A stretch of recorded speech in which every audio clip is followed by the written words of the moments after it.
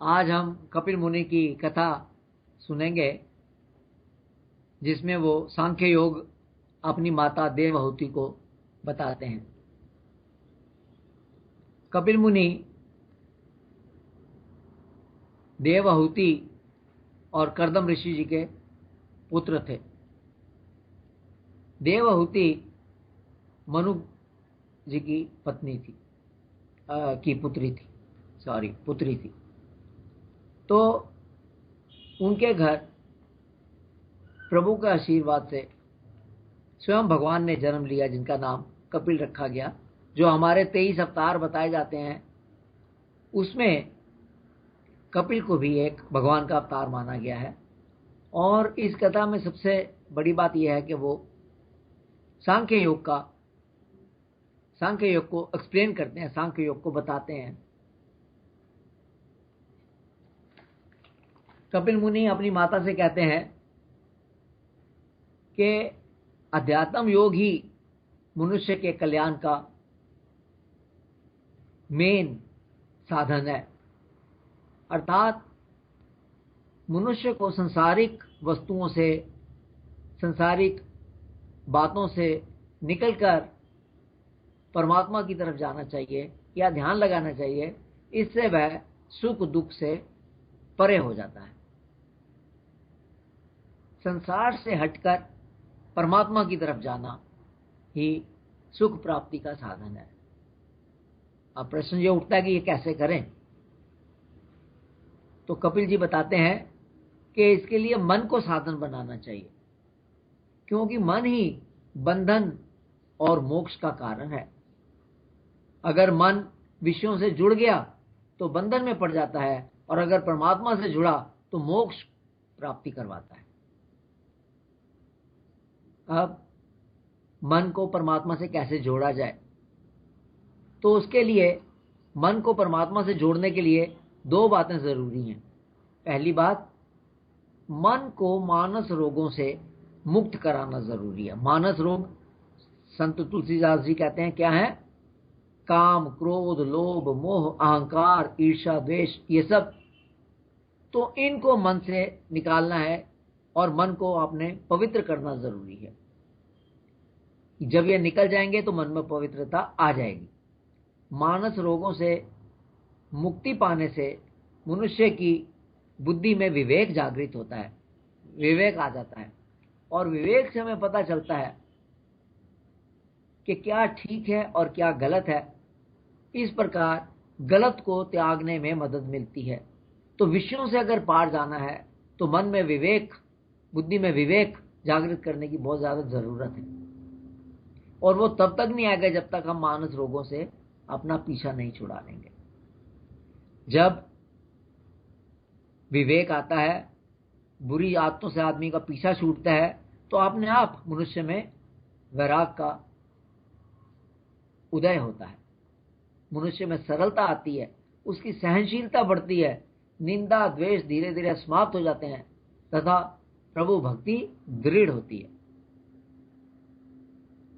अब दूसरी बात जो जरूरी है कि मानस रोगों से पीछा छुड़ाने के साथ साथ प्रभु भक्ति भी जरूरी है।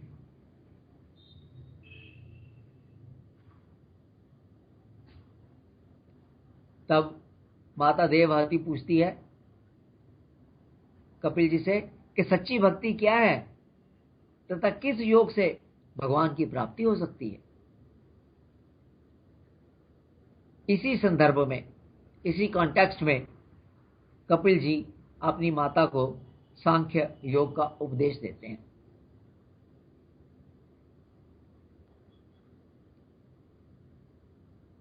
वो बताते हैं सच्ची या निष्काम भक्ति ही सिर्फ मन को परमेश्वर में लगा देने के लिए वो सहायक है। अर्थात सच्ची भक्ति वो है जहां पर मन में सिवाय परमात्मा के प्रेम के कोई विचार नहीं। इसको हम इस प्रकार कह सकते हैं। गीता में श्री कृष्ण भगवान कहते हैं, अर्जुन से कि मेरे 4 तरह के भगत हैं। एक वो भगत है जिसे वो अर्थार्थी कहते हैं, जो प्रभु की भक्ति अर्थ प्राप्ति अर्थात धन दौलत प्राप्ति के लिए करता है। दूसरे तरह का वो भगत है जो आर्त भगत है, जो दुखी है, अपने दुख को मिटाने के लिए वो प्रभु की भक्ति करता है। किसी को शरीर का रोग है, किसी को संतान का कष्ट है, इस प्रकार से इस कष्टों से मुक्ति पाने के लिए, दुखों को पाने के लिए जो प्रभु की भक्ति करता है उसको आर्त भगत कहते हैं। तीसरा भगत श्री कृष्ण भगवान कहते हैं वो है जो जिज्ञासु है। जिज्ञासु अर्थात जो जानना चाहता है कि भगवान है क्या, वो भगवान की प्राप्ति इसलिए करना चाहता है इस जानने के लिए कि प्रभु है क्या। लेकिन चौथी भक्ति, चौथा तरह का भगत वो है जो प्रभु को सिर्फ प्रभु के प्रेम के लिए ही प्राप्त करना चाहता है। वो प्रभु को इसलिए याद करता है क्योंकि उसको प्रभु से इतना प्रेम है कि वो उनके बिना रह नहीं सकता। भगवान श्री कृष्ण कहते हैं गीता में कि चारों तरह के भगत मेरे को प्रिय हैं, लेकिन सबसे ज्यादा मेरा प्रिय भगत वो है जो मेरी निष्काम भक्ति करता है, जो मेरे को सिर्फ मेरे लिए ही प्रेम करता है, वो मेरा सबसे ज्यादा प्रिय भगत है। तो यहां पर वही बात कपिल जी अपनी माता को बताते हैं कि प्रभु ही जिनके एकमात्र सब कुछ हैं, धन परिवार हर कुछ सिर्फ प्रभु हैं, जो सिर्फ प्रभु के ही आश्रय पर रहते हैं, वही सच्ची भक्ति है। परमेश्वर का ही आश्रय लेने से जीवन मरण के चक्कर से मनुष्य छूट सकता है और इसके अलावा कोई तरीका नहीं है। और इसका कारण क्या है? इसका कारण यह है कि परमेश्वर ही पुरुष और प्रकृति अर्थात माया के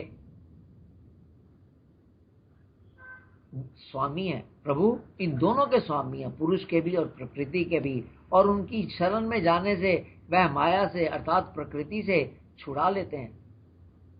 प्रकृति अर्थात माया से छूटने का और कोई तरीका नहीं है सिवाय इसके कि प्रभु की शरण में जाया जाए, प्रभु से इस बात के लिए प्रार्थना की जाए कि आप मेरे को इससे छुड़ाएं।